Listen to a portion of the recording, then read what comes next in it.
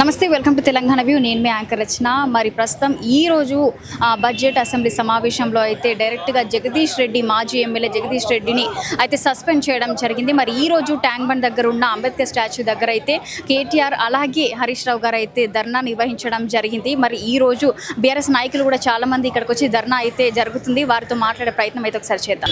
So sir, మరి ఈరోజు budget assembly సమావేశంలో అయితే మనకు జగదీష్ రెడ్డి గారిని డైరెక్ట్గా సస్పెండ్ చేయడం జరిగింది. దాని గురించి ఒక అంబేద్కర్ స్టాచ్యూ దగ్గర ధర్నా కూడా నిర్వహించడం జరిగింది. కేటీఆర్ గారు అలాగే హరీష్ రావు కూడా ఇక్కడికి రావడం జరిగింది. మరి దీనిపైన మీరు ఎలా స్పందిస్తారు? మేము స్పందించడం ఏంటంటే మేడం, ఇది రేవంత్ రెడ్డి సీఎం అయి 14 నెలలు అవుతుంది. ఆయనది ఏంటంటే మేడం, ఒకటి ప్రజాపాలన అన్నాడు కానీ ఆయన చేసే విధానం ప్రజాపాలనగా అనిపిస్తలేదు, అరెస్ట్ల పాలన కనిపిస్తుంది ఆయనది. ఎవరిని చూసినా అరెస్ట్ చేయడము, ఎవరిని చూసినా అరెస్ట్ చేయడము. ఇప్పుడు ఇక్కడ ఇండస్ట్రీలో చూసుకున్నా, ఇక్కడ పొలిటికల్లో చూసుకున్నా అరెస్ట్ తప్ప ఆయన చేసేది ఏం లేదు. 6 గ్యారంటీలు ఇచ్చాడు. 6 గ్యారంటీలు ఏది హామీ లేదు. 420 హామీలు ఇచ్చాడు. ఆ హామీలు ఏం లేవు. ఏమున్నా అరెస్టు. ఇది తప్పితే అది, అది తప్పితే ఇది. ప్లేట్ మార్చడం ఒకటి ముసుకేసుకుంటాం చూడండి, అట్లా ప్లేన్ మార్చడం చేస్తుండ్రు రేవంత్ రెడ్డి. ఇది దయచేసి తక్కువ చేసుకోవాలి. తక్కువ చేసుకొని ప్రజలకు ఏం కావాలి, ఏం ఇది అనేది చేయాలి. ఇంకోటి ఇలా అరెస్ట్ చేయడం అనేది మంచి, సస్పెండ్ చేయడం అనేది మా జగదీష్ రెడ్డి అని కరెక్ట్ కాదు. ఇది ఒకటి ఏదైనా కానీ ఇప్పుడు ప్రతిపక్షం ఉండాలి. ఉన్నప్పుడు మనం దాన్ని ఏం మైక్ మాట్లాడుతుంటే ఏందనేది వినాలి. అప్పుడు అపోజిషన్ ఉన్నా అటున్నా ఒకటి వినాలి. ఎదుటోడు చెప్పింది ఏంది, అది చెప్పేది ఏంది అనేది వినాలి. కాకపోతే రేవంత్ రెడ్డికి భయం చుట్టుకుంది. ఇక ఏమున్నా ఊర్లల్లో ఎక్కడ చూసినా కానీ, ఇక్కడ చూసినా కష్టాలే ఉన్నాయి తప్ప ఇది కాంగ్రెస్ వచ్చినప్పటి సంది ఎక్కడ ఏం మంచిగా లేదు. ఈ రేవంత్ రెడ్డి ఎంత జల్దీ పోతే అంత మంచిగా, కాంగ్రెస్ పోతే అంత బాగా అవుతుంది.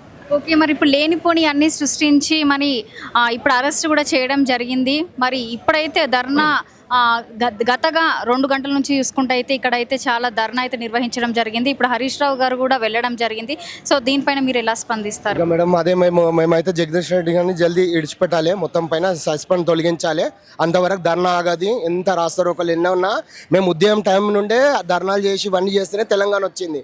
ఇలా మాకు ఇవన్నీ అరెస్టులు, ఈ ధర్నాలు ఇవన్నీ కొత్త కాదు. మాకు వెన్నతో పెట్టిన విద్యలు ఇవన్నీ మేము అప్పుడే చేసి ఇడిచేసినాం అన్నీ ఇవి. అట్లా ఇప్పుడు ఖచ్చితంగా మీరు పోరాటం చేస్తాము అని అంటారు? 100% చేస్తామండి. 100% చేస్తాము. రేవంత్ రెడ్డిని ఎన్ని రోజులున్నా నిలదీస్తూనే ఉంటాం మేము. ఎందుకంటే ఆయన 6 గ్యారంటీలు ఇచ్చాడు. ఒక గ్యారంటీ అమలు లేదు. ఒక ఫ్రీ బస్ తప్పితే ఆ ఫ్రీ బస్లో అయినా కొట్టుకున్నాడు తప్ప ఏం లేదు. ఇన్నరా మీరు చూస్తున్నారు, ఆల్రెడీ ఎన్నో వీడియోస్ వస్తున్నాయి. 6 గ్యారంటీలు, మహిళలకు 2500 అన్నాడు, ఫ్రీ బస్ అన్నాడు, ఫ్రీ గ్యాస్ అన్నాడు. ఏది అది చేయండి, ఇల్లు ఇవ్వండి. ఇప్పుడు కేసీఆర్ చూడండి, ఎన్ని బిల్డింగ్లు ఎక్కడనో మొత్తం హైదరాబాద్ మొత్తం కట్టించాడు ఇండ్లు. ఫ్లైఓవర్ చూసుకోండి ఎంత. ఇవాళ అక్కడ హైటెక్ సిటీ పోతే మనకు మలేషియా, సింగపూర్ వెళ్ళినట్టు కనిపిస్తుంది. ఏం చేయలేడు కేసీఆర్ గారు. ఎన్నో చేశాడు కేసీఆర్ గారు. వచ్చిన 10 ఏళ్ళల్లో ఒక 100 ఏళ్ళ పరిపాలన చేసిండు.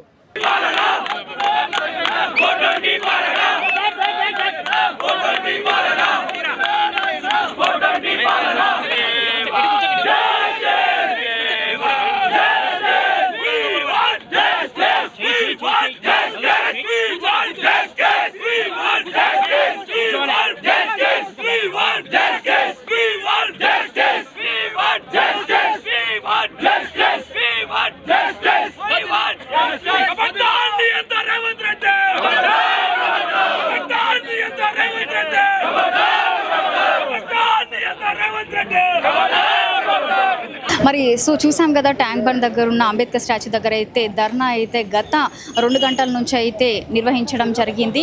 మరి అలాగే జగదీష్ రెడ్డిని అయితే అరెస్ట్ చేయడం జరిగింది. అలాగే హరీష్ రావుని, అలాగే బీఆర్ఎస్ నాయకులను ప్రతి ఒక్కరిని కూడా అరెస్ట్ చేయడం జరిగింది. మరి ఇది ఇప్పటి వరకు ఉన్న అప్డేట్. మరి యాంకర్ రచనతో కెమెరామ్యాన్ కిరణ్.